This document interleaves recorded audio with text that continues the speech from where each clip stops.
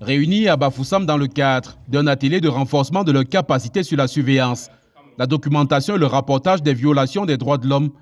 30 organisations de la société civile dans une déclaration appellent à la libération de Laetitia Serra, 2 bébés âgés de 3 et de 2 mois, actuellement incarcérés à la prison centrale de Bamenda. Aucune raison ne justifierait qu'on puisse aujourd'hui dire qu'un enfant a pour domicile la prison. L'enfant ne peut pas avoir commis un délit ni un crime. Le triste sort de ces bébés est intimement lié à celui de leur maman, identifiée comme proche de combattants séparatistes, ayant ôté la vie de manière barbare à un gendarme en Ndop dans la région du Nord-Ouest, un des épicentres de la crise anglophone. Ce qui se passe, c'est que le 24 juin 2025, à très tôt le matin, les séparatistes ont intercepté plusieurs véhicules. Ils ont extorqué l'argent comme ils font d'habitude et ils ont aussi kidnappé 15 personnes. Dès qu'ils arrivent en bourse, ils constatent que parmi ces 15 personnes, il y avait un membre des gendarmes qui était dans les voitures.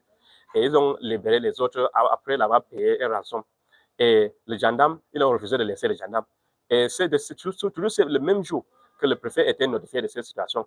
Le préfet a procédé une fois d'aller arrêter ses frères, ses sœurs et sa mère, et l'a amené à la gendarmerie brigade Ndop. Et après, le préfet même a engagé certains prêtres en Ndop, à l'église catholique, pour essayer de négocier avec eux, pour voir s'ils pouvaient négocier avec les séparatistes pour qu'on laisse les gendarmes avant qu'on laisse ces bébés et les mamans.